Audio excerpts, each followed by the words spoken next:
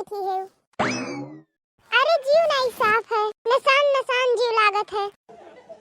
देखी बुखार उखार तो नहीं है का? समझ नहीं आवत है। अरे बुढ़ापा का शरीर है, कुछ न कुछ तो लागे रहत है।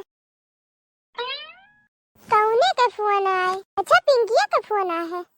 हेलो हाँ पिंकी, अच्छा अच्छा आवती हूँ, ठीक बा आओ।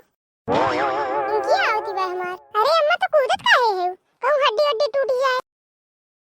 अरे बुढ़ान तो है ये है, टूटी जावे करी हड्डी वड्डी।